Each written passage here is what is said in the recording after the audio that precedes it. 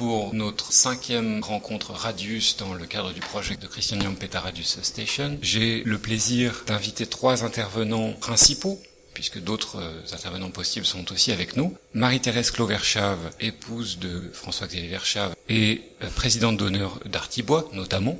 François Crétolier de l'association Survie et François Naguir, compagnon de route de François-Xavier Verschave.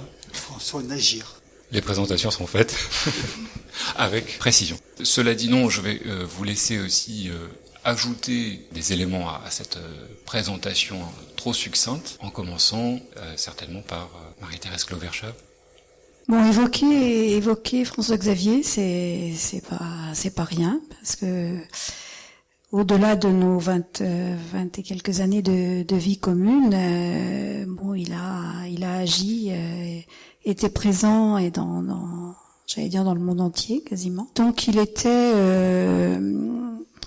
c'était un homme passionné, un homme d'une intelligence et d'une capacité de travail complètement extraordinaire, qui voulait absolument faire savoir ce qu'il découvrait au fur et à mesure de ses recherches, de ses travaux, mais en tant que militant du respect humain, du respect des droits de l'homme. Il s'est passé par effectivement différents lieux. Donc ce qui était toujours impressionnant, c'est quand il disait nous, il ne parlait jamais dans son nom propre, tout seul, personnel. Il disait nous, mais ça pouvait être nous Survie, ça pouvait être nous Artibois, ça pouvait être nous Saint-Fond, ça pouvait être nous la famille. Voilà. Nous avons eu 3 enfants et voilà. C'est une vie vraiment d'engagement à la fois très humble. François, il n'aimait pas du tout être mis en avant. Il a toujours partagé tout ce qu'il a pu faire savoir. Il le faisait avec les gens concernés. Donc son premier engagement, disons, qui est connu et reconnu, c'est celui de la création d'un atelier de menuiserie et bénisterie qui était à Villeurbanne quand il l'a créé en 1975.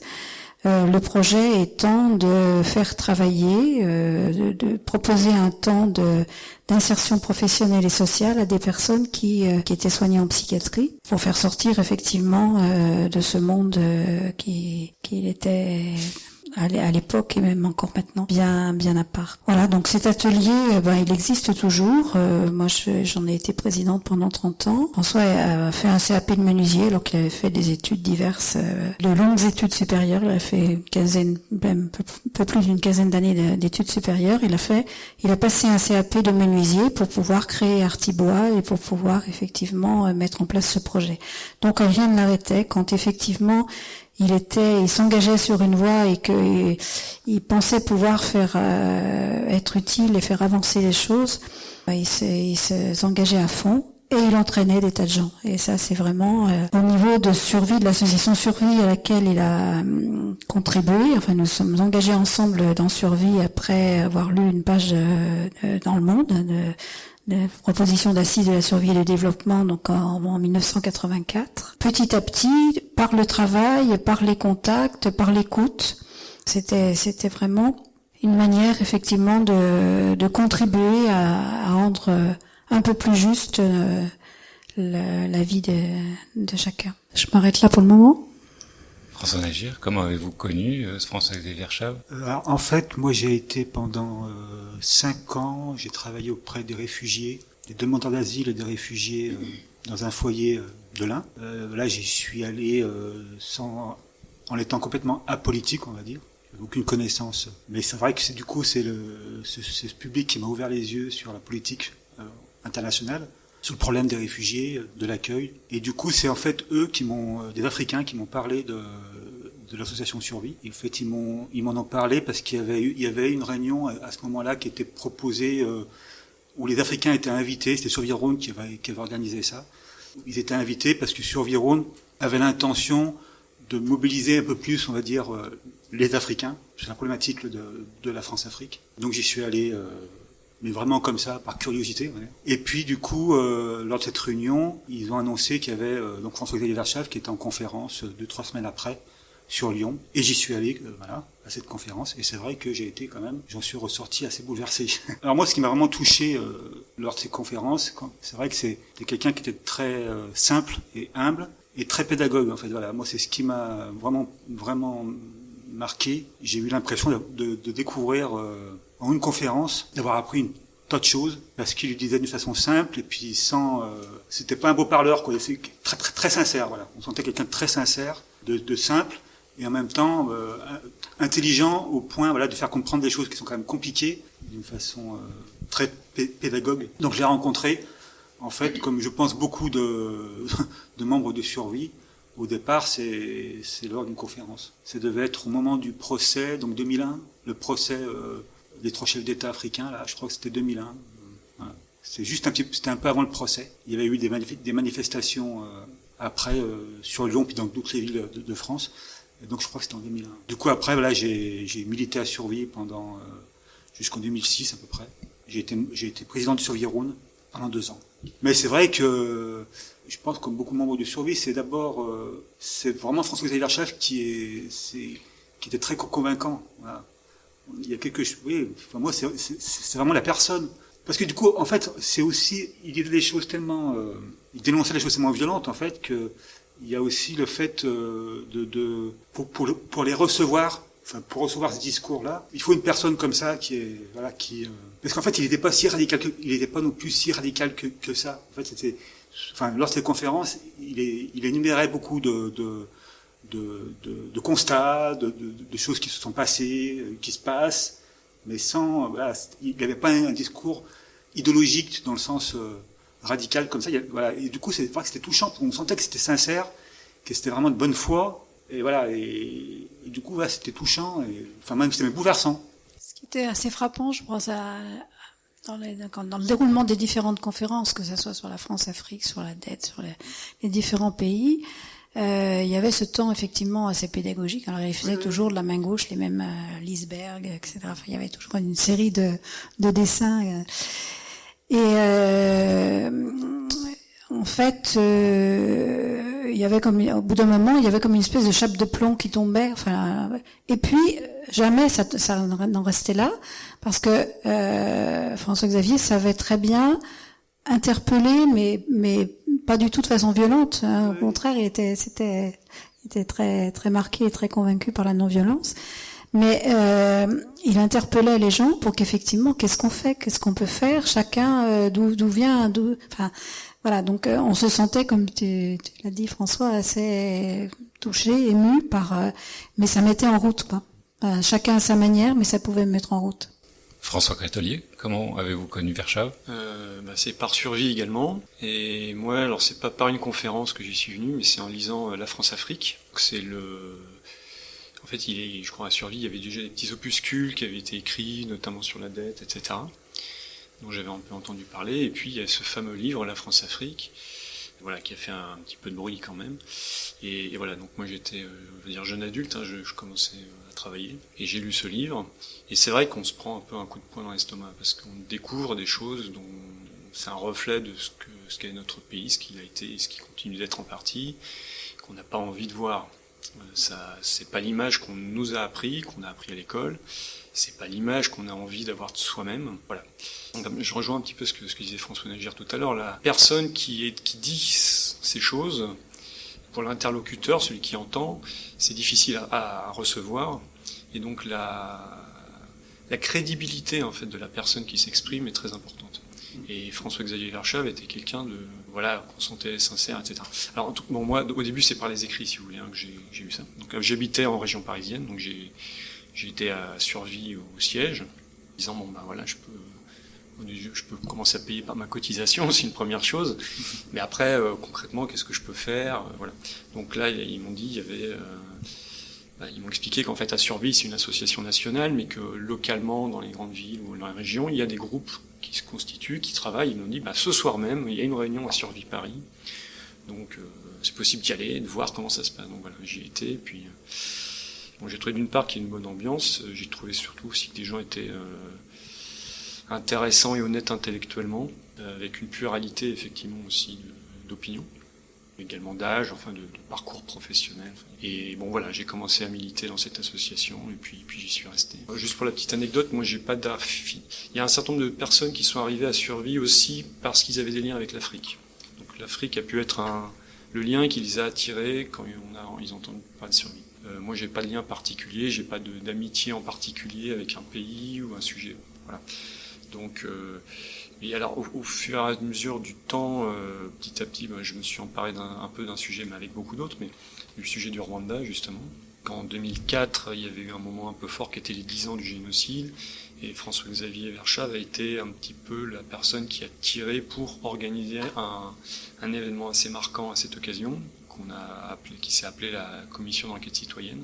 Donc voilà, moi j'y ai pas participé à l'époque, mais j'ai vu que ça s'organisait au siège, etc. Et c'est après son décès finalement que moi j'ai mis plus le pied, enfin je me suis mis plus à travailler sur ces sujets. Donc juste pour dire qu'en fait, alors on a parlé d'autres associations, d'Artibois, etc. Mais ce qui est important, c'est que c'est quelqu'un qui, François-Xavier Verschave, qui faisait pas les choses pour lui, pour se faire plaisir. C'est quelqu'un qui avait une vision dans la durée et pour qui transmettre, mais également à faire que les gens le rejoignent et qu'on aille ensemble à améliorer les choses et à travailler sur un sujet, à faire que ça se passe mieux. Et donc, il y a une notion d'héritage, en fait, quelque part, où c'est assez remarquable que des associations qui ont été créées il y a 20 ans, 30 ans, 40 ans, soient encore debout. Artibois, ça fait 42 ans. 42 ans, alors.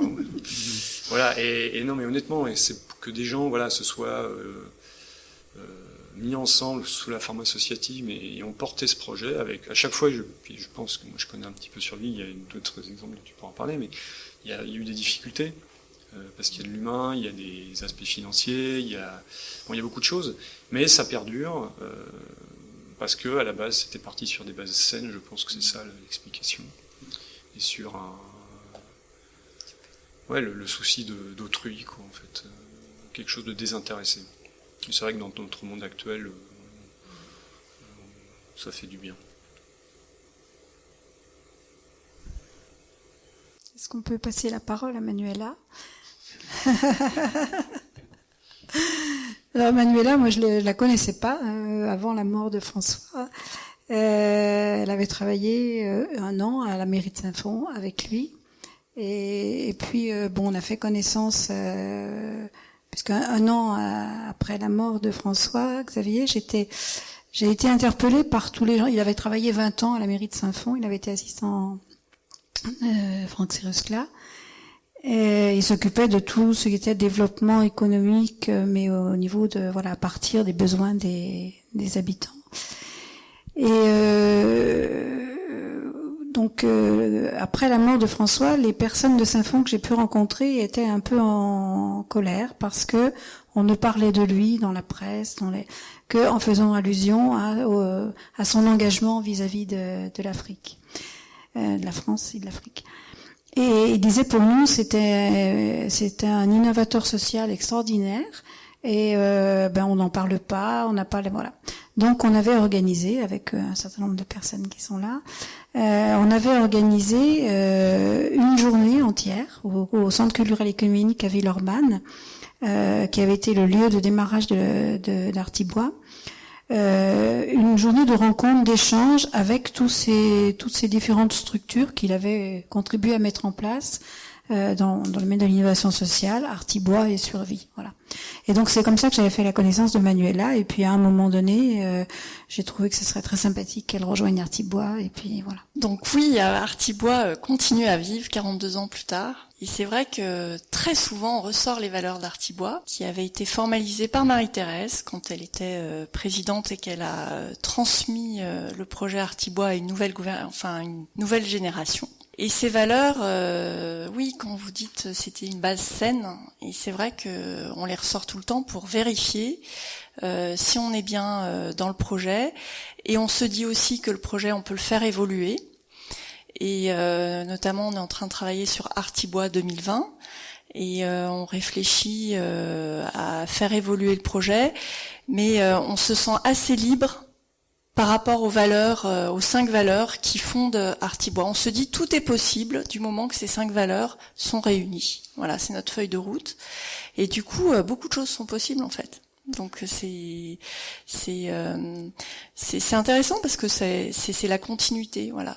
Je pense que c'est la force de ce projet. On en a parlé tout à l'heure, mais est-ce que vous pourriez réexpliquer le fonctionnement et l'objectif d'Artibois ? Oui. Alors Artibois, c'est une menuiserie générale et nous produisons des travaux de menuiserie chez des particuliers, mais aussi chez des bailleurs sociaux. Donc la menuiserie, qu'est-ce que c'est ? C'est changement de fenêtre, c'est construction d'un escalier, c'est construction d'une mezzanine, c'est voilà tout ce qui est bois dans un logement. Et nous sommes organisés avec des équipes de binômes, des compagnons, où il y a un menuisier de métier, de formation, qui est accompagné d'un aide-menuisier. Et cet aide-menuisier, ou de 2, 3, il y a Colette qui me regarde parce que Colette est aussi membre du bureau d'Artibois, et ensemble ils produisent des chantiers, voilà. Et donc une des valeurs c'est le compagnonnage, une autre valeur c'est le collectif, c'est la gouvernance collective, c'est l'indépendance au financement extérieur, indépendance religieuse. Voilà, c'est l'indépendance politique. Une autre valeur, c'est il faut que tu m'aides, Colette. Un projet voilà, c'est ça. Un projet économique qui permet une insertion professionnelle, un projet d'insertion qui finance un projet d'insertion sociale. Voilà. Et puis bien entendu, la prise en charge de la personne en souffrance psychique. Voilà. Donc après, à partir de cela, on peut développer des activités nouvelles, on peut développer une organisation nouvelle, mais il faut qu'on tienne compte de ces 5 piliers. Voilà, c'est notre souhait. Et aujourd'hui, l'entreprise compte 35 salariés et 17 personnes qui ont la reconnaissance travailleurs handicapés. Et alors, moi qui travaillais à Saint-Fond et qui ai connu François-Xavier parce qu'il m'a recruté, j'ai découvert qu'il travaillait à Survie en allant travailler un matin sur France Culture. Il y avait une interview, sur je ne sais plus quel pays, et il était au téléphone, il répondait aux journalistes. Donc il cloisonnait en fait. Il cloisonnait, c'est-à-dire qu'à Saint-Fond, alors il y en a qui savaient, moi je savais pas, donc je l'ai interrogé et du coup il m'a expliqué effectivement toute l'enquête qui avait lieu, tout l'événement autour du Rwanda et du livre de Saint-Exupéry, c'est ça, voilà. Et puis l'autre moment où j'en ai entendu parler, c'est quand tu m'as appelée, Marie-Thérèse, pour faire ce lien entre Saint-Fond, entre Survie et entre Artibois, voilà. Et Artibois, alors là, je méconnaissais complètement. Et ah oui, c'est ça aussi que je voulais vous raconter, c'est un souvenir, c'est que là aussi Survie pour moi, c'est à l'enterrement. Toute cette présence de la communauté africaine, ça c'était incroyable, c'était très très émouvant, très très émouvant. Donc voilà, François-Xavier était un des leurs, c'était voilà, flagrant. Et puis alors à Saint-Fond aussi, il a fait beaucoup de choses au niveau de l'innovation sociale. Quand même Saint-Fond, de mémoire, c'est une ville de 16 000 habitants. Je me trompe? Un peu plus. 18, combien? 17 500. Bon, 17 500, ça a augmenté. Ouais. Et on a quand même une entreprise d'insertion, une entreprise de travail temporaire et d'insertion, une association intermédiaire, une pépinière d'entreprise qui accueille une coopérative d'activité, qui a un poste de chargé de mission qui va repérer les habitants qui ont des projets de création d'activités ou qui développent des activités informelles pour les ramener vers une production d'une activité formelle. Voilà, ça fait quand même beaucoup de doutes. Et l'espace créateur, l'ECS, espace créateur solidarité, je sais plus, l'espace créateur de solidarité, qui est aussi un lieu d'innovation sociale. Ça c'est assez remarquable et François-Xavier était le créateur de tout cela, était à l'origine. Oui, Colette Amplis, j'ai travaillé à Saint-Fond avec François, c'est pour ça que je connais un petit peu tout ce que tu viens de raconter, Manuela. il était le moteur qui restait discret en arrière. Mais il savait créer la synergie pour que ça se passe et que ça se développe. C'est extraordinaire ce que j'ai appris avec lui. Et notamment, la Maison de l'Emploi, à l'époque je travaillais donc à la Maison de l'Emploi, à l'association intermédiaire, Serre d'Emploi qui est devenue maintenant Estime. Mais François était vraiment souvent à l'initiative, mais à partir de ce qu'il a recueilli comme information d'un groupe, d'une personne, de quelques personnes, avec la volonté de ces personnes de faire quelque chose. Et c'est François Xavier qui nous amenait à le faire. Mais il était en arrière et il veillait à ce que ça se développe dans le bon sens. Je crois que c'est un petit peu... C'est vraiment ce côté humble et discret qu'il avait. Et surtout aussi quelque chose que je trouvais très important, c'est qu'il croyait en l'homme qu'il avait en face de lui. Il croyait qu'on était capable de faire des choses. Et ça, c'était très très fort dans tout ce qu'il faisait. Dans ce que les autres faisaient aussi. Et sa force, c'était de nous amener à dépasser ce qu'on était. Et ça, on s'en apercevait pas tout de suite. On s'en apercevait après, quand le groupe avait fait quelque chose ensemble. Parce que nous-mêmes, on le faisait, mais dans un groupe. Et puis, bien sûr, je l'ai connu à Artibois, où je suis arrivée à Artibois en 88. Voilà, donc, parce que je travaillais dans le monde médico-social et dans l'insertion économique. Et donc, j'ai atterri à Artibois et j'y suis restée parce que ce qui était important, ce que j'ai découvert, c'est la façon dont les gens travaillaient ensemble. Je connaissais d'autres associations, je savais comment ça fonctionnait une association, mais pas comme Artibois. Et j'en connais peu encore qui travaillent et qui fonctionnent comme Artibois, c'est-à-dire chacun est pris en compte pour ce qu'il est. Et il peut participer, je dirais, à l'œuvre commune avec ce qu'il a. Il sait faire du bois, il sait compter, chacun trouve une place dans un espace où on a un but commun et à partir de valeurs où on se retrouve. Voilà, Manuela a parlé des 5 valeurs. Et c'est vrai que Artibois du début, Artibois de maintenant, c'est plus Artibois du début. Ça n'a plus rien à voir avec sinon que c'est toujours un atelier de menuiserie, que on fonctionne toujours ensemble, même si la gouvernance a évolué, mais c'est une gouvernance toujours collective. Ce n'est plus une gouvernance à 5, c'est une gouvernance à 17, puisqu'on est 17 membres du conseil d'administration, mais c'est une gouvernance collective. Et puis bien sûr, au niveau du travail sur le terrain, c'est toujours l'insertion de personnes ayant connu ou connaissant encore d'une souffrance psychique et travaillant en compagnonnage avec des menuisiers professionnels. Artibois est encore là, comme on disait, et on espère que ça restera encore un moment, puisqu'on est en train de travailler sur le projet Artibois 2020. Cécile, peut-être que tu veux prendre la parole, puisque te présenter. Oui, du coup, je me présente déjà. Moi, je travaille à l'espace créateur de solidarité, du coup. Oui, en fait, au départ, c'était l'espace communal de solidarité qui est devenu en 2008 l'espace créateur de solidarité et qui existe encore. Et effectivement, comme vous dites, on a gardé les valeurs du départ qui sont très fortes et qui reste le socle. En tout cas, on essaye de poursuivre sur ces valeurs-là avec des évolutions parce qu'on est bien obligé d'évoluer et l'idée, c'est aussi de répondre aux besoins des habitants qui était l'idée du départ. Donc, on continue sur cette lignée. Donc, forcément, ça amène des évolutions, mais en gardant toujours les mêmes, toujours les valeurs du départ de cette association. Voilà, avec cet ancrage toujours fort.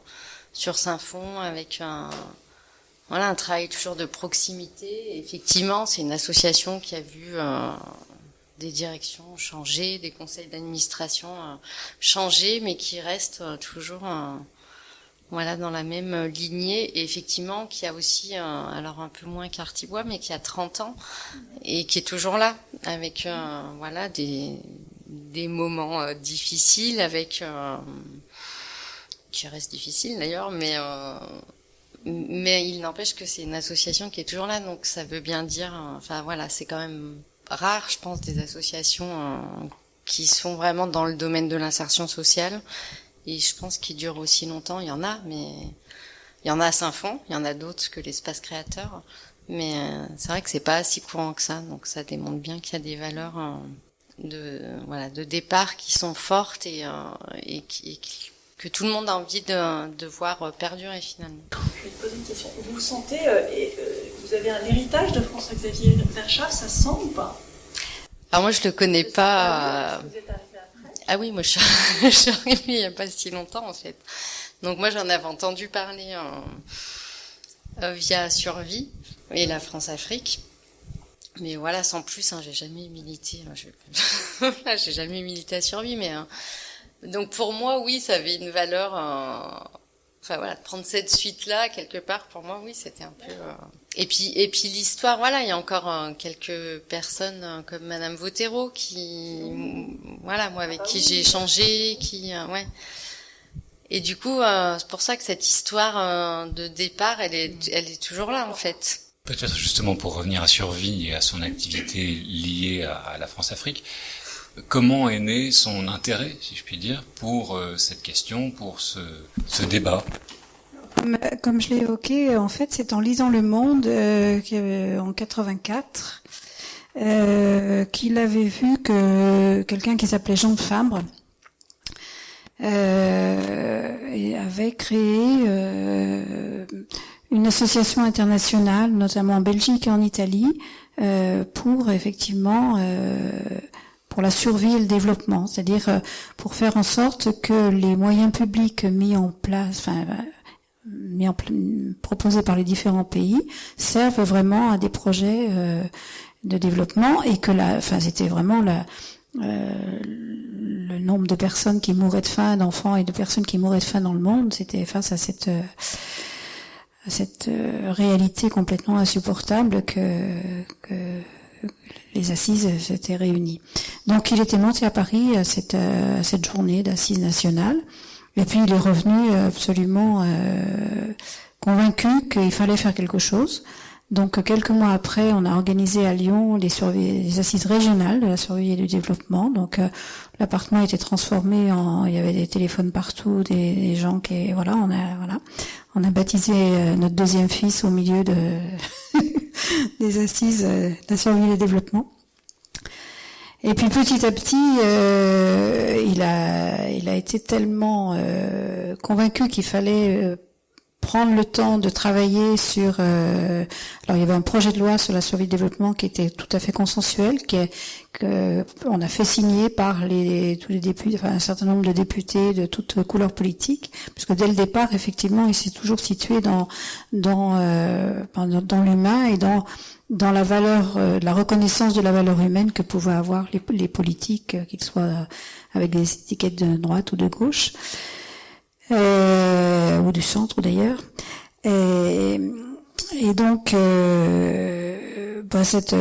lui demandait tellement de temps qu'il s'est mis à temps partiel, donc il travaillait à Saint-Fond à mi-temps, donc il faisait un mi-temps à Saint-Fond le mardi et le vendredi, qu'il avait négocié sur 2 jours, mais qui étaient des journées de 6h30 ou 7h le matin jusqu'à plus tard, à 21h. Et il a décidé de se mettre au service de survie, donc au niveau national. Donc il montait le lundi à Paris à Survie, il venait le mardi à Saint-Fond. Le mercredi, en général, il travaillait à la maison, mais quand c'était des heures de travail, il travaillait environ entre 130 et 150 heures par semaine. Et le jeudi, alors souvent il partait le jeudi à Paris, mais il faisait des conférences, il faisait une 50aine de conférences par an un peu dans tous les coins de France. Et donc, il faisait des conférences le jeudi soir pour regagner Saint-Fond le vendredi matin en avion, on parlait moyens qu'il pouvait.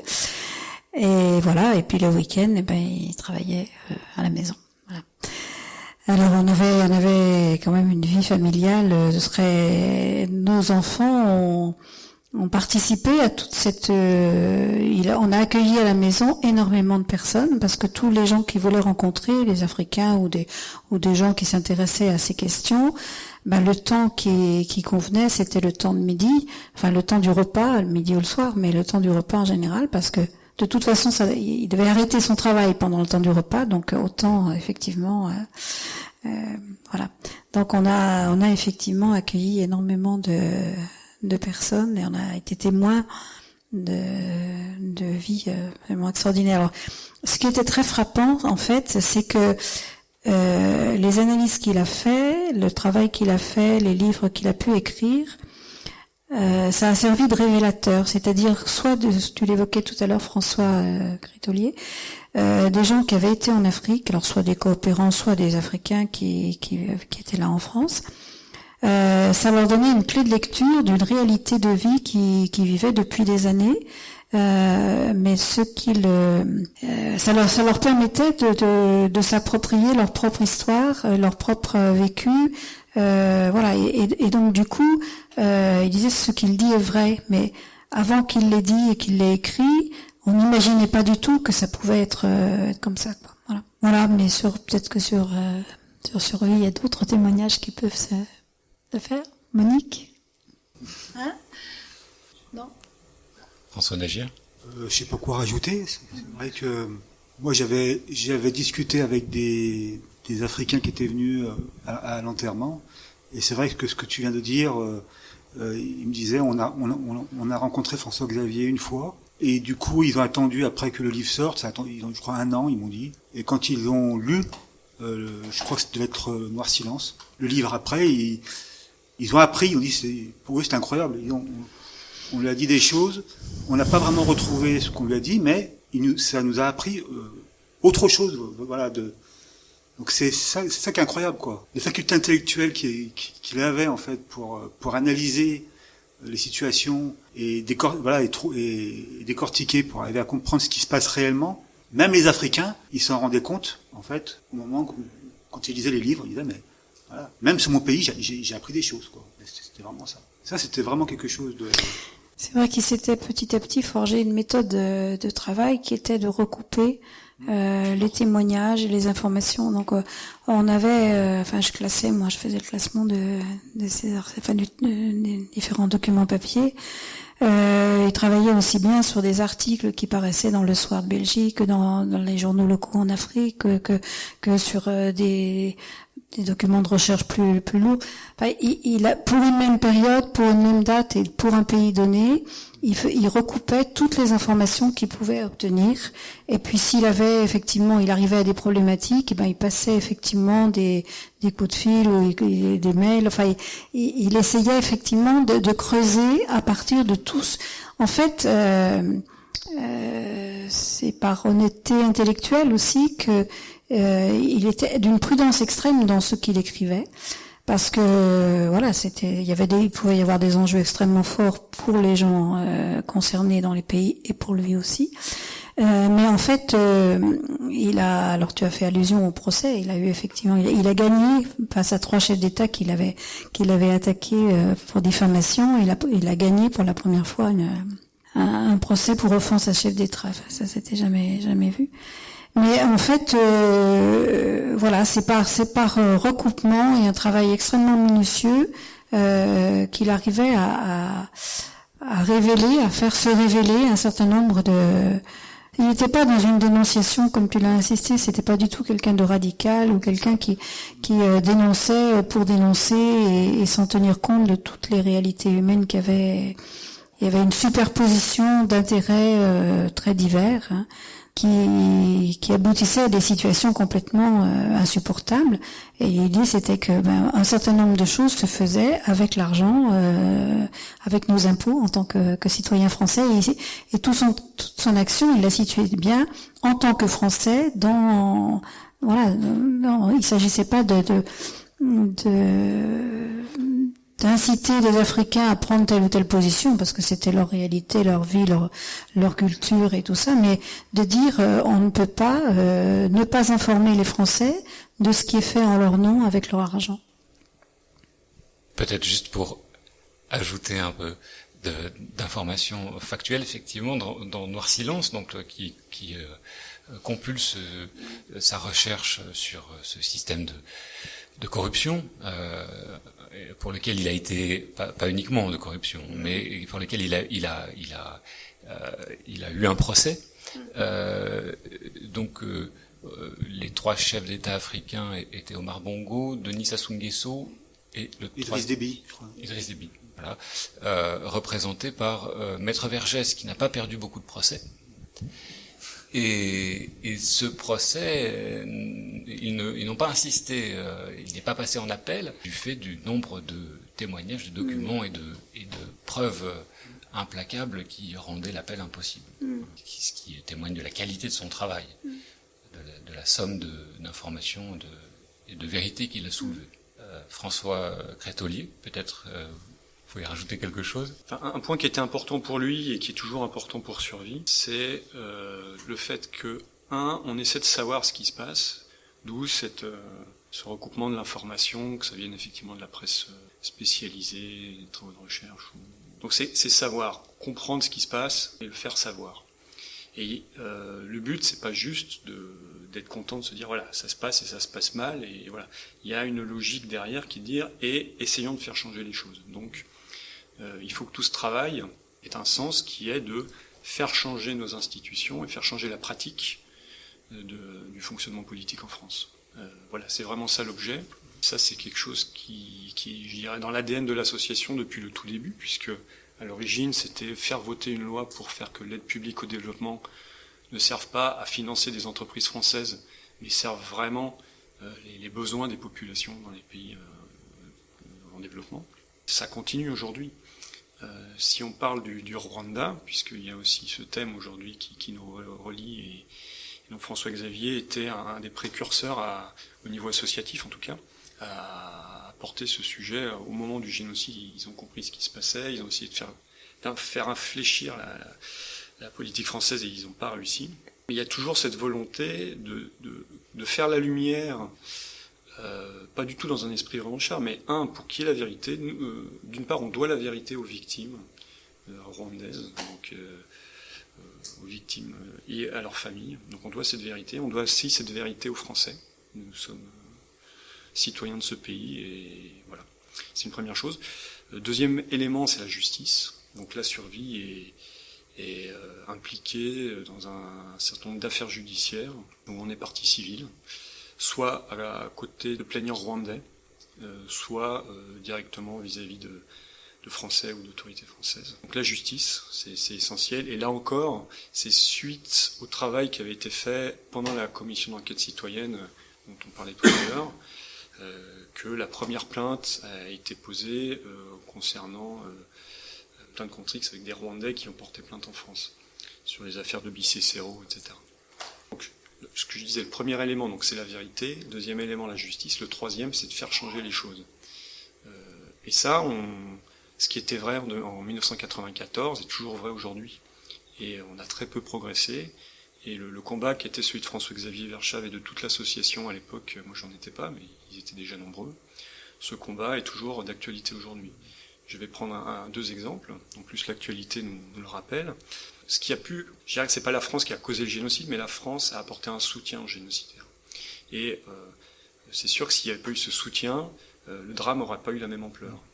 C'est bien gentil de se dire c'était dramatique, il ne faut pas que ça se recommence, plus jamais ça. Oui, mais il faut qu'on prenne un petit peu nos responsabilités et qu'on fasse en sorte de créer les conditions pour que ça ne se reproduise pas. Alors qu'est-ce qui a créé les conditions que ça puisse se faire, ce soutien à l'époque aux génocidaires par l'exécutif français? C'est que beaucoup de choses se décidaient à l'Élysée, autour de François Mitterrand, et que ce soit par les responsables militaires ou un petit cercle extrêmement étroit de politique.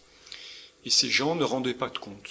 Ça s'est fait, un petit ensemble de personnes a décidé, sans que le Parlement soit au courant, sans que les Français soient au courant, etc. Ces gens n'avaient pas de compte à rendre parce que c'est comme ça dans nos institutions. Et c'est ça qu'il faut réinterroger. Et ces gens aussi ne sont pas, en tout cas il est tentatif pour faire qu'ils ne soient pas justiciables, c'est-à-dire, et là j'en viens par exemple à l'actualité, M. Macron vient d'être élu président de la République et il y a tout un débat maintenant pour supprimer la Cour de justice de la République. C'est cette instance qui juge les ministres. Donc maintenant, ça fait quand même des années qu'il est dit que la Cour de justice de la République n'est pas une instance tout à fait neutre et que donc quand c'est un ministre qui est jugé, en fait c'est une justice à deux vitesses et il se passe pas grand-chose en termes judiciaires. Donc l'idée c'est de supprimer cette Cour de justice de la République pour les ministres. Excellente initiative. Mais et le président de la République, lui, il a été oublié. Hein. Lui ne dépend même pas de la Cour de justice de la République. Il est intouchable. On a porté plainte là il y a 1 an et demi pour des histoires de livraison d'armes. Le parquet a fermé l'enquête. Alors là on vient de réouvrir. Hein. Mais une des raisons c'est de dire les ministres, les choix de livraison d'armes aux génocidaires, ça devait relever des ministres ou du président de la République. Les ministres, c'est la Cour de justice de la République, vous n'êtes donc voilà. Et le président de la République est de toute façon non responsable devant rien, ni personne. Et aujourd'hui, en 2017, vous ne trouvez personne qui met ce sujet sur le tapis, y compris dans les médias, pour dire il faudrait supprimer la Cour de justice de la République, certes, mais il faudrait aussi que le président de la République soit justiciable comme les ministres. Bon, c'est un exemple. Mais c'est histoire de dire que ce qui a pu se passer en 1994 peut se reproduire. Et si on veut que ça ne se reproduise pas, il faut des changements au niveau institutionnel, dans les textes en fait, et également dans la pratique. Je refais le lien, depuis le tout départ, l'idée c'est de faire savoir ce qui se passe en Afrique, au niveau de survie, ce que faisait François-Xavier Verschav, un travail énorme que lui faisait, pas seul, mais vraiment il portait énormément là-dessus de l'association, mais également pousser ça pour que ça ait des changements réels, concrets, et que ça ait un impact. Voilà. Peut-être que vous pouvez expliquer comment se fait ce lien, justement, aujourd'hui, au niveau politique, c'est-à-dire dans l'engagement de survie. Vous disiez que vous aviez des procès, par exemple. Oui. Est-ce que c'est le fruit de votre activité, ou le fruit indésiré, évidemment, mais... Tout ce système de la France-Afrique, c'est un peu comme une mafia, on va dire. C'est des systèmes qui n'aiment pas la lumière. Donc la première arme, c'est de faire savoir. Écrire des livres, faire des conférences, en parler, même autour de soi, en famille, enfin, parler de ce qui se passe. Et forcément, tout de suite, il y a des gens qui sont à certains postes et se disent « Oula, moi je peux plus trop me permettre ou je peux pas me permettre de faire ça ». Donc, déjà, faire savoir, c'est une arme. L'aspect judiciaire, évidemment, ça peut être perçu comme une épée de Damoclès, c'est-à-dire c'est le rôle de la justice. Puis après, il y a tout simplement à essayer d'aller voir nos responsables politiques et essayer de leur faire comprendre, essayer de leur faire voter des lois dans le bon sens, et ça, c'est très très difficile. Alors voilà, on fait ce travail tant bien que mal dans notre association. Après, il y a beaucoup d'autres associations qui travaillent sur des sujets connexes. Enfin, vraiment beaucoup, hein. Ça va de la Ligue des droits de l'homme, enfin, il y a plein de grandes associations qui travaillent sur des problèmes en France ou à l'étranger. Mais voilà, faire changer les choses politiquement, c'est quelque chose qui demande du temps. Donc ça, faut le savoir, faut l'accepter, et il faut surtout pas baisser les bras.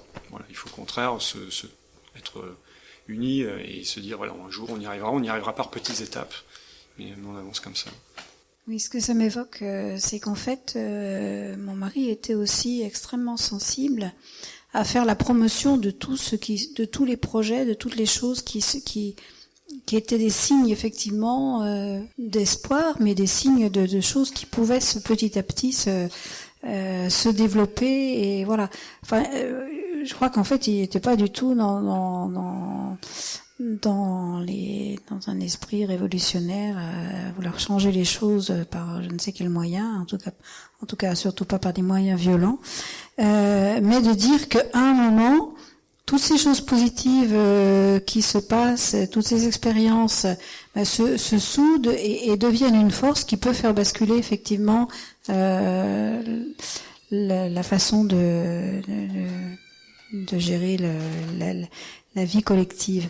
Et donc, on n'a pas évoqué, mais c'est vrai qu'il était passionné aussi par quelqu'un qui s'appelle Fernand Braudel, qui est plus connu comme historien, mais lui, c'est plutôt sur l'aspect économique qu'il avait travaillé Braudel. Et donc, c'était pas un travail comme ça, indépendant de son expérience à Saint-Fond, ou de son expérience à Survie.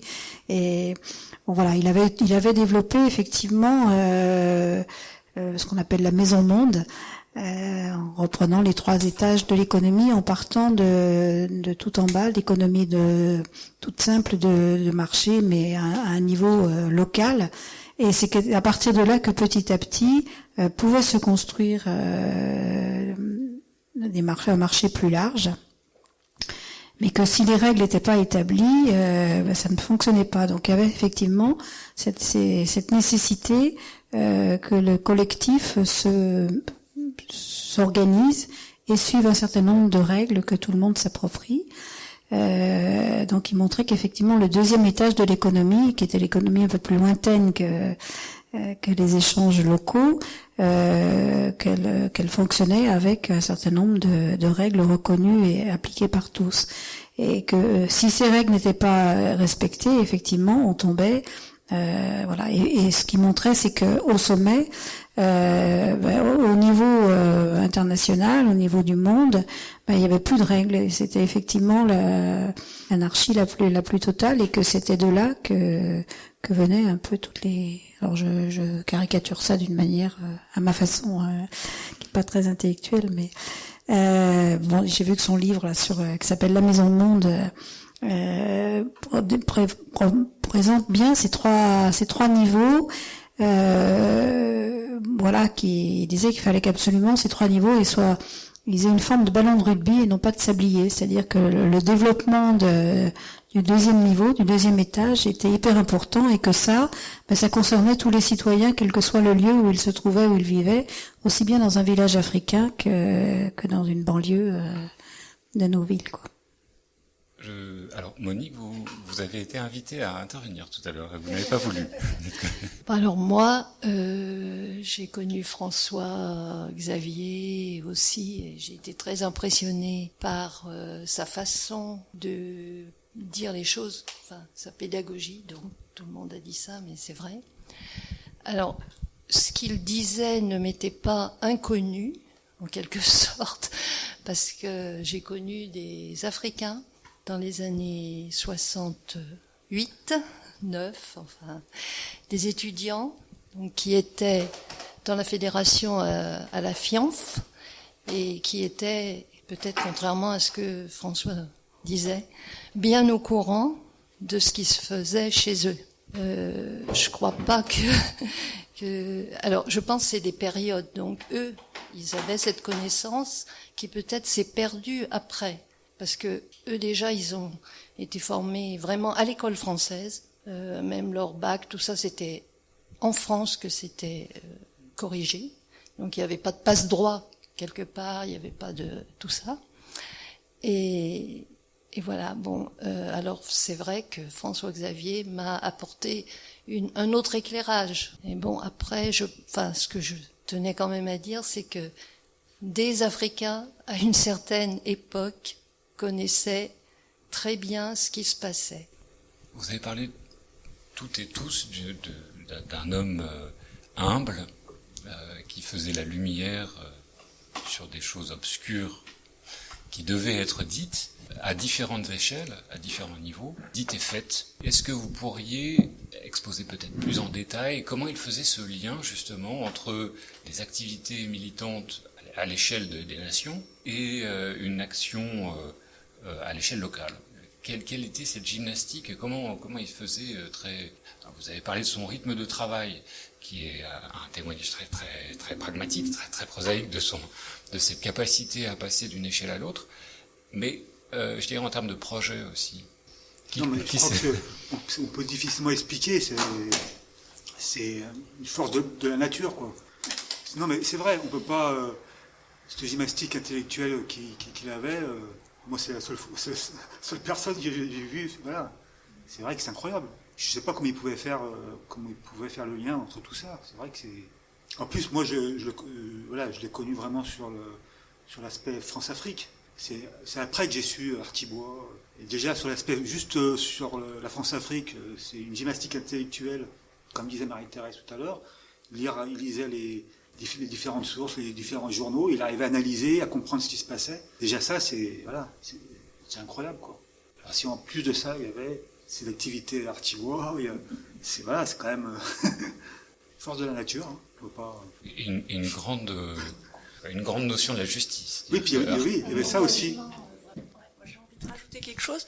Je l'avais déjà raconté à Marie-Thérèse, mais ça m'avait marqué parce que François-Xavier, à Saint-Fond, il travaillait à la mairie. Il était dans les bureaux, il construisait des politiques, mais c'est un homme de terrain aussi. Et il présidait les comités locaux d'insertion. Ça existe toujours, c'était à la Maison du Rhône à l'époque. C'était ça, les CLI, commission locale d'insertion.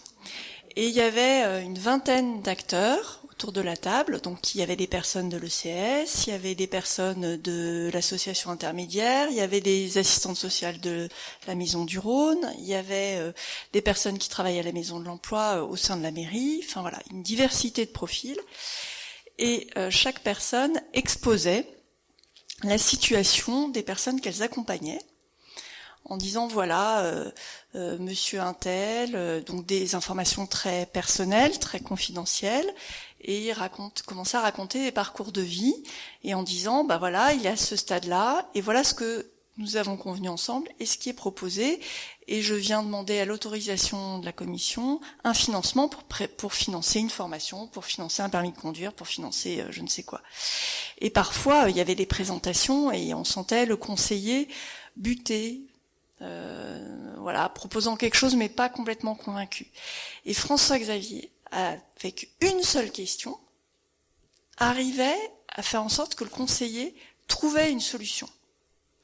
Et la juste solution. Et du coup, il repartait pas frustré en disant on m'a dit non à mon projet, mais avec de la lumière pour accompagner la personne sur son parcours. Et ça, c'était assez exceptionnel parce que, pour le coup, il se nourrissait, François-Xavier, de ce qu'on lui disait des gens. Voilà. Et vous disiez tout à l'heure, il étudiait des différentes sources et les recoupait. Ben là, c'est pareil. Il écoutait des sources qui étaient les travailleurs sociaux qui étaient en contact avec les personnes, et il arrivait à décrypter ce qui se passait dans la vie de chacun, et à trouver le système dans lequel il était, et à trouver la clé pour sortir de sa situation et avancer. Et ça, c'était magique. Mais tout le monde, il y avait un respect autour de, voilà. Mais toujours très humble. C'était pas du tout quelqu'un qui était au centre, donc ça se voyait pas beaucoup. Moi, j'ai mis du temps à le décrypter. Voilà, mais c'était essentiel. Je crois qu'en fait, son sentiment enfin, c'est plus qu'un sentiment, son refus absolu de l'injustice était vraiment basé sur l'amour humain, enfin sur le respect de chaque homme, chaque femme, et lui, il avait cette capacité à sentir, à percevoir la petite chose, la petite étincelle que chacun pouvait révéler, et à partir de là à redonner confiance. C'est-à-dire, on a eu vraiment beaucoup de liens personnels. Là, on a l'impression qu'il ne vivait que dans le collectif. On a eu beaucoup de liens de solidarité personnelle avec des personnes d'Artibois, avec des gens à la dérive de différentes manières, etc. Mais ça dans une discrétion, mais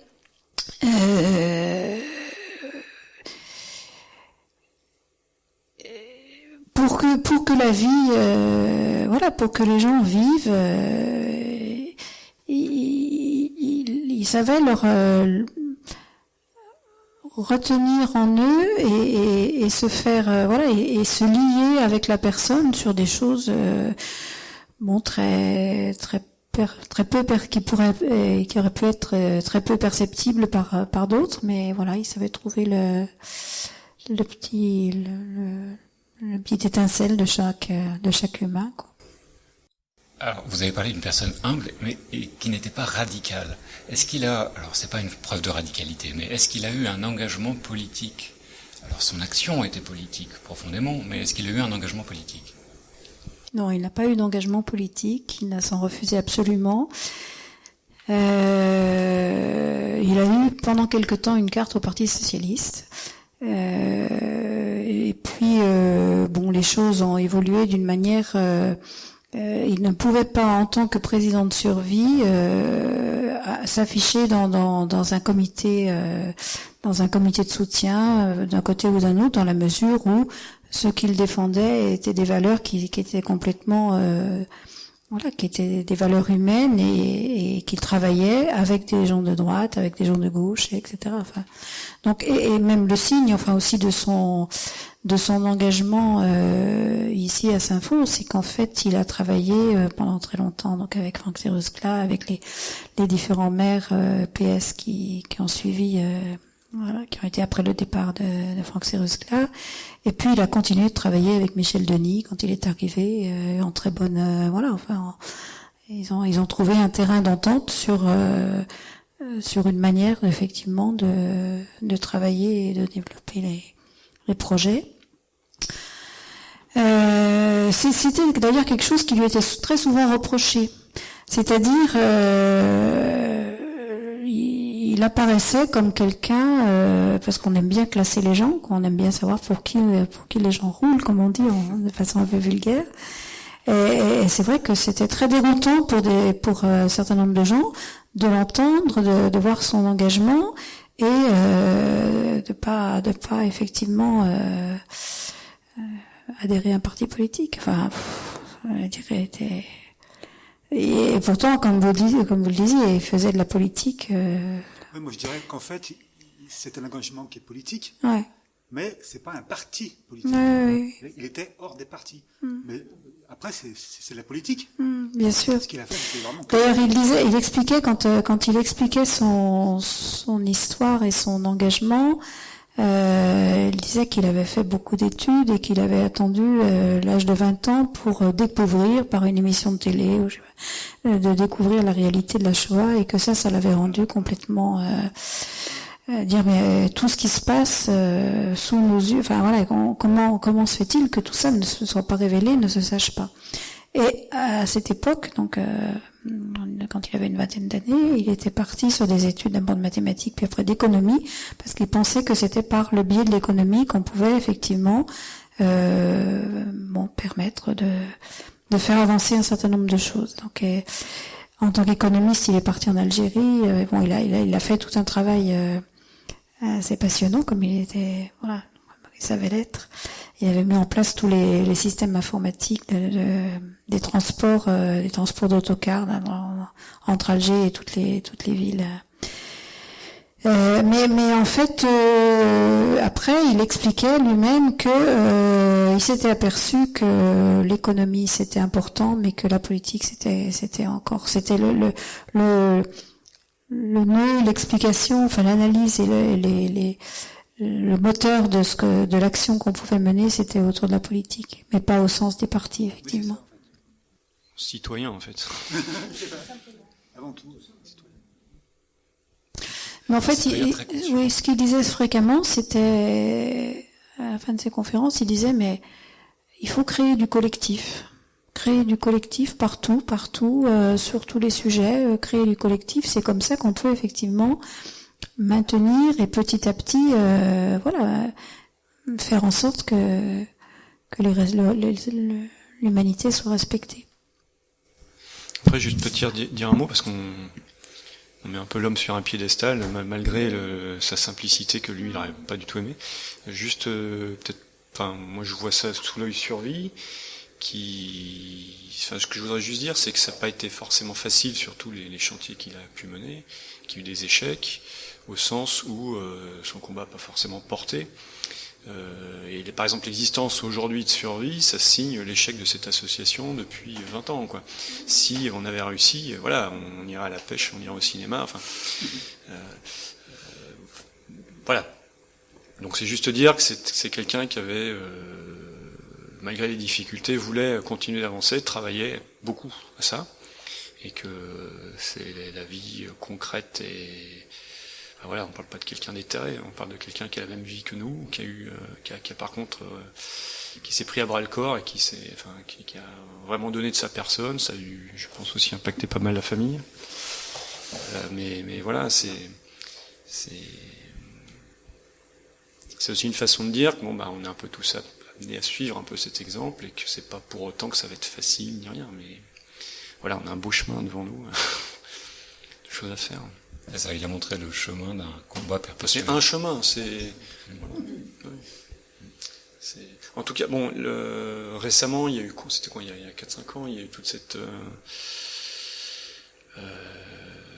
ce mouvement qui était assez chouette d'ailleurs autour de indignez-vous. Le côté, ce serait peut-être temps de sortir un petit peu de son train-train et puis de se réapproprier sa vie de citoyen et de se bouger, etc. Voilà, donc lui c'était un des indignés, comme beaucoup d'autres d'ailleurs, mais depuis bien longtemps. Et il serait peut-être bon qu'aujourd'hui, en 2017, 2018, 2019 et les années qui vont venir, qu'on n'oublie pas ça. Et c'est pas s'indigner pour s'indigner, c'est s'indigner pour faire que les choses aillent mieux. Voilà.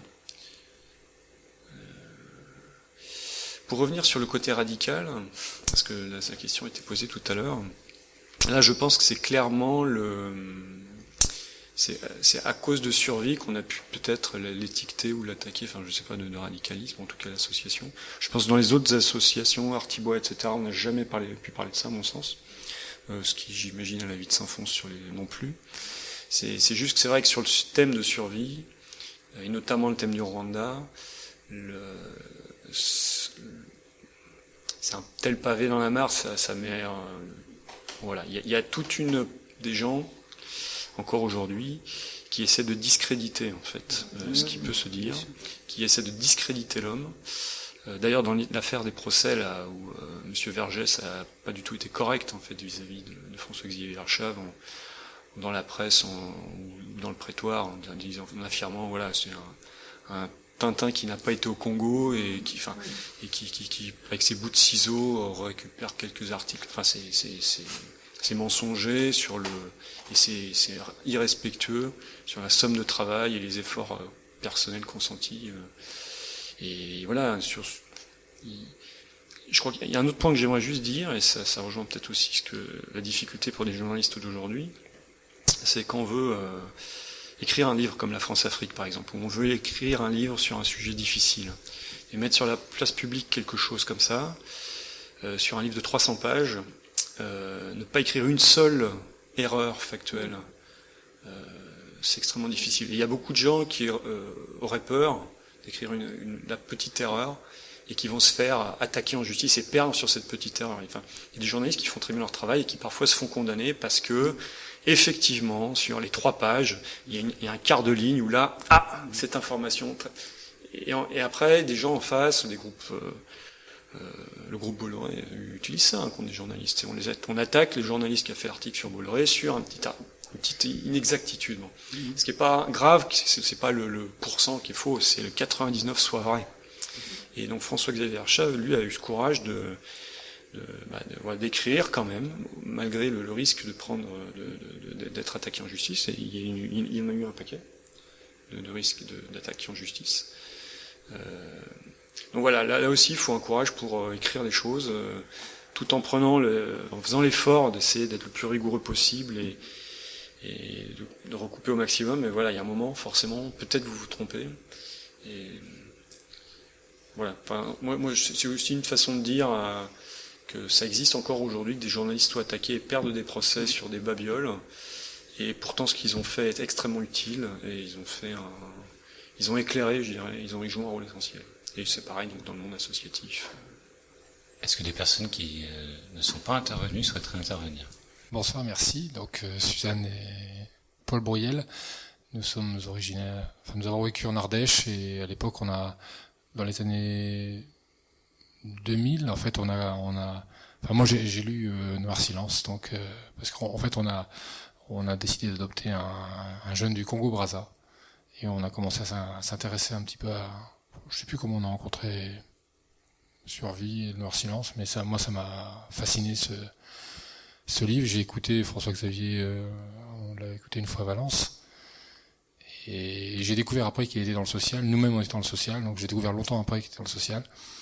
Et puis 20 ans plus tard, eh bien j'ai rencontré Artibois, donc on travaille maintenant avec Artibois et avec Bertrand Fouché, président, qui est aussi le président de la structure que je dirige, donc Territoire Zéro Chômeur Longue Durée.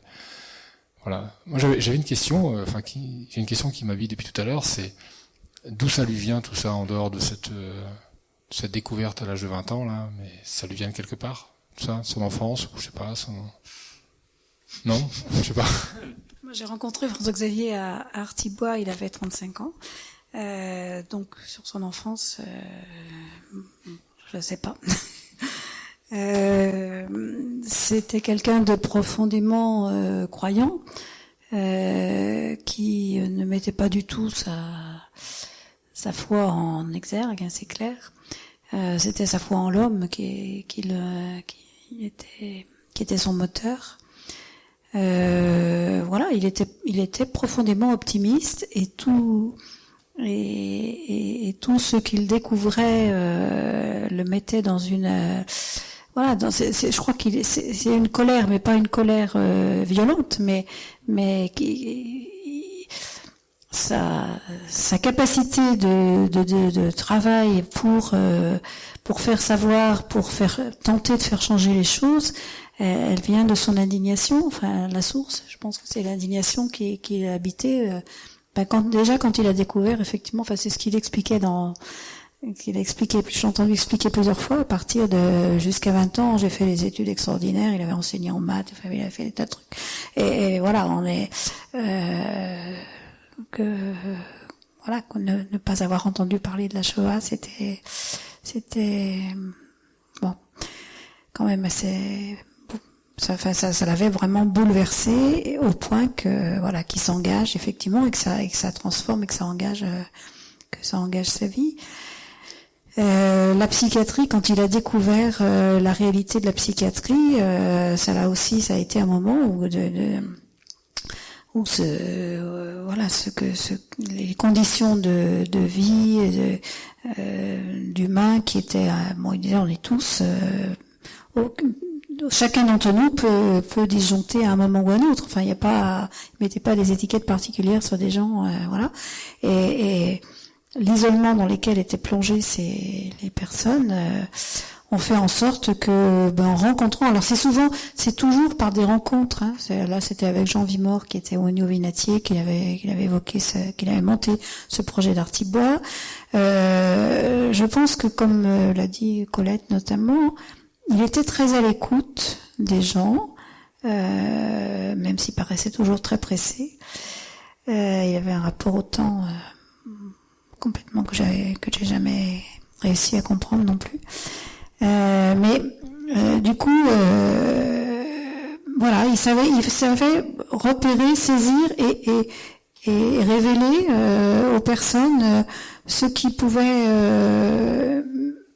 en mettant en lien les gens entre eux, hein, puisque ce qui pouvait faire naître effectivement des projets. Enfin, et moi, je reconnais qu'aujourd'hui, je trouve extraordinaire qu'Artibois, que Survie, que ces intuitions, qui étaient au départ des intuitions, qu'il avait après concrètement mis en place en apprenant, c'était un intellectuel purement, enfin, qu'il soit mis à faire de la menuiserie pendant 7 ans, je vous assure que ça reste aussi complètement mystérieux, quoi, parce que voilà.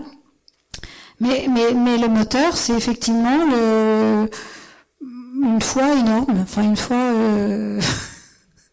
qui, voilà, de pouvoir se surpasser, se dépasser, parce qu'il permettait aussi à d'autres de le faire et de permettre ensemble de. Donc du coup tout devient possible, même face à des réalités complètement qui paraissent insurmontables, quoi. Oui, la ville de Saint-Fond, avec toutes les structures, comme tu disais, Manuela, toutes les expérimentations qu'on faisait, Saint-Fond était devenu un lieu expérimental, notamment pour la DAS, qui nous proposait, quand ils voulaient essayer quelque chose, la DAS maintenant ça a changé, l'ARS, lorsqu'ils voulaient tester quelque chose, tester un dispositif ou autre, comme par hasard, l'idée était lancée à Saint-Fond. Et auprès de qui ? Auprès du responsable du service économique de la ville de Saint-Fond, auprès de François. Et après, François-Xavier diffusait autour de lui l'idée. Et c'est comme ça qu'on arrivait à mettre en place le projet. Et c'était extraordinaire de travailler comme ça. Il avait le don de créer une synergie entre des personnes susceptibles d'apporter la solution. D'accord. Quand vous parlez d'expérimentation, c'est un terrain d'innovation oui. Très positif. Hein, oui, tout à fait. Ouais. Tout à fait. Notamment pour des personnes, des chômeurs, même au niveau logement aussi. Puisqu'on travaillait avec Phil pour le logement. Non, mais pour évoquer quelque chose il était absolument passionné de foot. Et donc, il était hors de question de prendre des conférences les soirs. Donc, il avait une gestion, il s'était fait un petit logiciel où il enregistrait. Enfin, il suivait vraiment, voilà, parce que depuis l'enfance à Lille, il allait avec son père au match de foot. Il a joué d'ailleurs. Un match de foot quelque temps avant sa mort, d'ailleurs à Saint-Fond entre les cadres, je sais pas trop, enfin les gens de la mairie. Il était absolument passionné de foot. Il trouvait que par le foot. Donc il y avait dans son travail, il y avait des créneaux comme ça, notamment le dimanche en fin de matinée. Et il était hors de question de pas regarder Téléfoot. Enfin, je pense que c'est Téléfoot, je sais plus bien le nom de l'émission, mais. Et un jour, il a entendu Raymond Domenech dire qu'il avait un rêve un peu fou de faire en sorte que, par rapport à la faim dans le monde, enfin, voilà. Il a pris son téléphone, il a appelé Raymond Domenech et ils ont monté ensemble une action qui avait été, ils ont fait signer des ballons de foot dans toutes les équipes. Alors il est allé à Marseille, il est allé rencontrer tous les joueurs, toutes les équipes de foot et les joueurs de foot. Ils ont porté ça, je sais plus si c'est à l'Assemblée nationale ou à l'Élysée, enfin voilà. Et il y a eu un certain nombre d'actions joyeuses, j'allais dire, enfin de manifestations populaires, enfin donc pour effectivement faire passer des messages qui étaient des messages profondément sérieux, mais voilà, il utilisait aussi et par rapport, on l'a évoqué, mais avant qu'on ait démarré l'émission, il croyait beaucoup. Alors lui, il n'avait pas le temps, on n'allait pas au spectacle, on a participé à très peu de voilà, mais il respectait, il croyait beaucoup aux différentes formes d'expression artistique, que ce soit la chanson, que ce soit la musique, que ce soit le théâtre, et donc il incitait beaucoup les gens, les artistes, à être porteurs de messages d'espoir, enfin de dire bon, il faut que les citoyens se lèvent, se prennent, fassent du collectif, voilà. Et il disait que lui, bon, c'était pas très évident, effectivement, c'était pas à la portée de tous de lire des analyses ou d'entendre des conférences ou de faire des choses qui étaient, enfin voilà, qui étaient un peu compliquées, qui paraissaient compliquées, mais que par contre les messages que pouvaient faire passer les artistes étaient sur un tout autre registre et que ils pouvaient très bien faire sentir et faire vivre voilà. Et donc il était tout à fait ouvert chaque fois qu'il pouvait y avoir effectivement localement des concerts ou des choses qui aillent dans le sens d'expression du même type de message. Il était très content de tout ça. Ouais, du coup, c'est vrai que moi, quand je suis arrivé à Survie, dès la première réunion, c'est vrai que les livres, tout ça, ça me parlait pas beaucoup. Moi, j'avais été convaincu par la conférence. Après, c'est vrai que je me suis demandé quand même comment j'allais trouver ma place au sein de cette association. Et heureusement, justement, du coup, que quelque temps, peut-être un mois après, j'ai rencontré le chanteur Tikenja Fakoli. Et du coup, heureusement qu'il y a eu ça et qu'il était ouvert aussi par rapport à ça. Que du coup, après, j'ai organisé des concerts avec aussi Starkis et puis d'autres. Mais et c'était aussi ma façon de trouver ma place au sein de l'association. Parce que c'est vrai qu'au départ, c'était pas du tout mon milieu, ni intellectuel, ni par rapport, ni au niveau politique. J'avais aucune connaissance. Voilà, j'ai vraiment découvert tout ça grâce à François Xavier. Et j'ai trouvé ma place grâce à la musique, voilà, en permettant à des artistes de s'exprimer à travers. Parce que du coup, après, Tikenja Fakoli a même écrit une chanson qui s'appelle France-Afrique, donc qui est directement lié aux lectures qu'il a faites par rapport au livre de François Xavier, quoi. Mais c'est vrai que du coup, moi, je me suis vraiment bien retrouvé aussi. Sinon, je pense que je serais pas resté dans l'association. Une façon de trouver sa place, c'est pas facile, hein. Et c'est vrai qu'au départ, moi, quand je suis arrivé, il y avait vraiment, c'était quand même assez fermé. C'était les conférences, les livres, voilà, et il fallait ouvrir ça. Et c'est vrai que du coup, les artistes permettent, parce que en fait, on vulgarise un combat, quoi, qui devient beaucoup plus accessible, notamment auprès des Africains, où ils sont beaucoup dans la transmission de la parole. Et c'est vrai qu'avec un artiste comme Tikenja, qui y voit rien, voilà. Manuela, vous avez évoqué cet épisode lorsqu'en voiture vous avez entendu François Xavier se prononcer sur la France-Afrique. Pourquoi, à votre avis, est-ce qu'il cloisonnait ses activités? Parce que justement, il était humble et qu'il était là où il était, de façon... Je sais pas, hein, c'est une explication comme ça, j'ai pas du tout réfléchi. Hein. Donc moi je pense que c'est parce qu'il était présent là où il était, et il était pleinement là, donc il parlait pas d'ailleurs.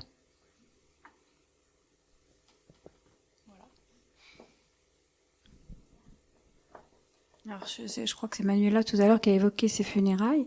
C'est vrai que ça a été un moment complètement extraordinaire parce que tous ces gens avec qui il avait vécu des projets, des aventures, se sont retrouvés et se sont découverts dans une immense diversité. Voilà.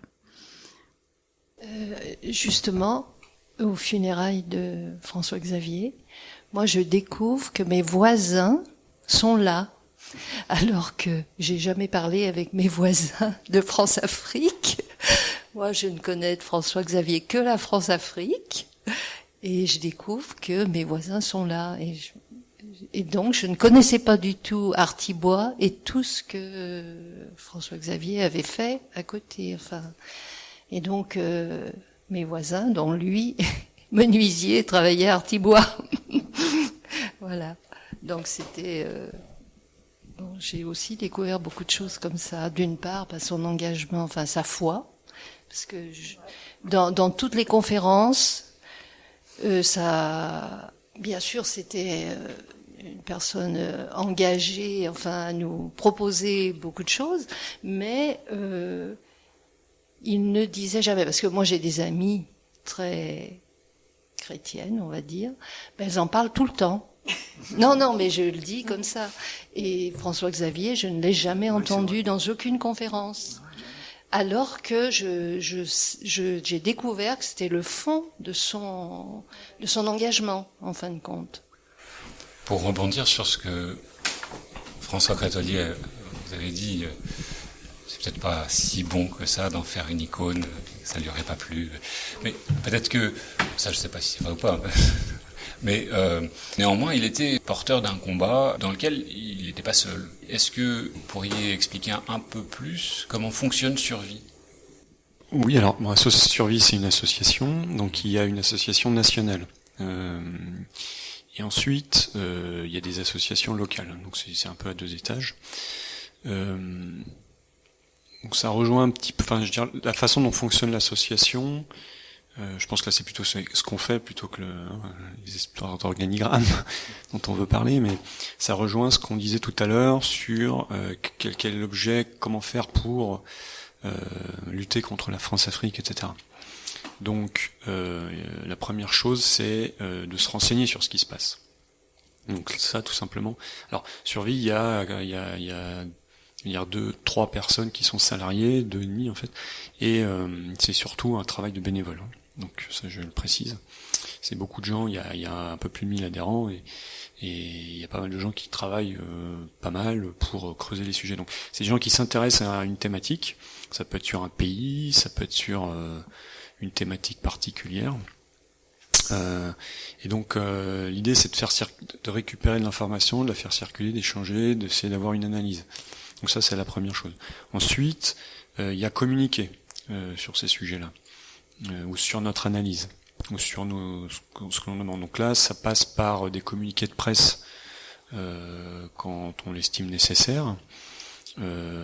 Ça passe par... alors on a aussi tout un travail dans des collectifs, puisque le monde associatif est souvent organisé en collectif. Par exemple, il y a un collectif, c'est la Coalition française pour la CPI, c'est-à-dire pour faire en sorte que dans le droit français, on puisse poursuivre des criminels contre une immunité de nationalité étrangère qui seraient sur le sol français. Et actuellement, nos chers députés et sénateurs, nos parlementaires, les gouvernements successifs ont fait en sorte que ce soit pas possible. Donc voilà. Donc il y a des sur certains thèmes comme ça, se créent des collectifs. Et donc nous, on va participer là-dedans. Ensuite, il y a première chose, comprendre ce qui se passe. Deuxième chose, faire savoir. Ça passe par des ouvrages, voilà, des conférences. Et ensuite, essayer de faire changer les choses, ça passe aussi donc par aller voir un petit peu des parlementaires ou des responsables politiques. C'est des choses qu'on fait pas suffisamment, mais voilà, on a un petit peu du mal à tout faire. Et enfin, il y a des actions au niveau judiciaire, ce dont on parlait tout à l'heure, où là, on est partie civile. Dans le cas du Rwanda, qui occupe beaucoup des affaires judiciaires qui nous concernent, il y a d'autres associations. Il y a le CPCR, le collectif pour les parties civiles pour le Rwanda, avec Alain Gauthier, donc les gens ont peut-être entendu parler. Donc voilà. Donc il y a d'autres associations avec qui on est en partenariat et avec qui on est co-partie civile. Ça peut être la Ligue des droits de l'homme ou la Fédération internationale des droits de l'homme. Et là, c'est monter des dossiers judiciaires et puis les suivre et aller en justice. Voilà. Je sais pas si François, tu veux rajouter des choses ou Marie-Thérèse.